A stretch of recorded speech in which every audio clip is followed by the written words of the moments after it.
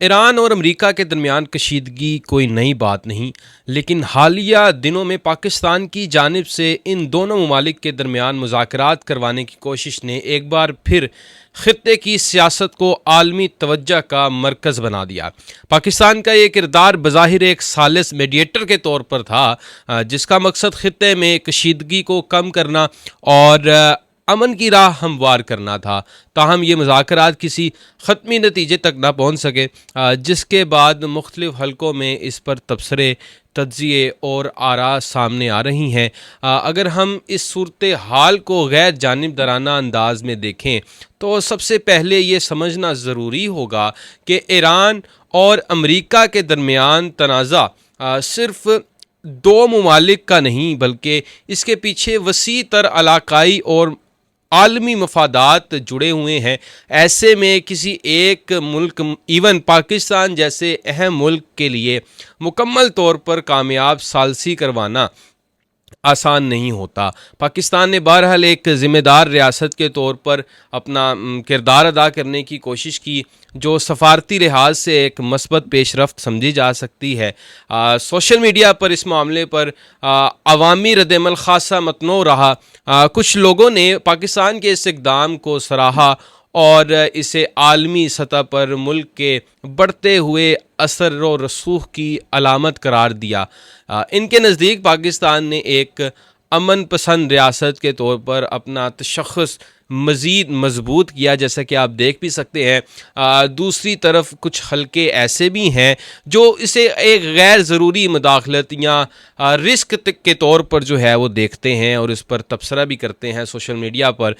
ان کا خیال یہ ہے کہ ایسے حساس معاملات میں شامل ہونا پاکستان کو دباؤ میں لا سکتا ہے، اور اس کے اوپر یہ مزید یہ دیکھا گیا کہ جہاں تک مذاکرات کی ناکامی کی وجوہات کا تعلق ہے تو اس میں کئی عوامل شامل ہو سکتے ہیں۔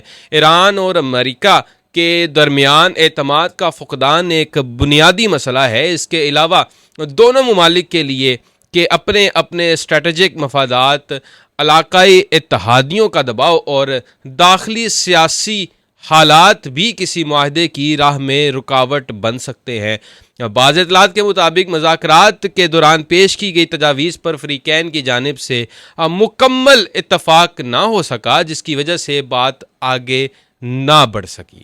یہ بات بھی قابل غور ہے کہ ان مذاکرات کے دوران ایک غیر یقینی اور دباؤ کا ماحول ضرور موجود تھا، لیکن اس کے باوجود پاکستان نے ایک متوازن اور محتاط سفارتی حکمت عملی اپنائی۔ یہ خود اس بات کا ثبوت ہے کہ پاکستان عالمی سفارتکاری میں ایک سنجیدہ اور ذمہ دار کردار ادا کرنے کی صلاحیت رکھتا ہے۔ مجموعی طور پر دیکھا جائے تو اگرچہ یہ مذاکرات کسی حتمی ناکامیابی پر نہیں ہوئے، لیکن پاکستان کا اس عمل میں شامل ہونا ایک اہم سفارتی پیش رفت کے طور پر دیکھا جا سکتا ہے۔ اس سے نہ صرف پاکستان کا عالمی سطح پر تذکرہ ہوا، بلکہ یہ پیغام بھی جا چکا ہے کہ پاکستان خطے میں امن کے قیام کے لیے سنجیدہ ہے۔ آخر میں یہ کہنا مناسب ہوگا کہ سفارتکاری میں ہر کوشش فوری نتائج نہیں دیتی، لیکن یہ کوششیں ہی مستقبل کی کامیابیوں کی بنیاد بنتی ہے۔ پاکستان کا ایک قدم بھی اسی سلسلے کی ایک کڑی ہے، جس کے اثرات ممکن ہے کہ آنے والے وقت میں زیادہ واضح ہو کے سامنے آئیں۔ تو یہ تھی آج کی ویڈیو، انشاءاللہ آپ سے اگلی ویڈیو میں ملاقات ہوگی۔ السلام علیکم۔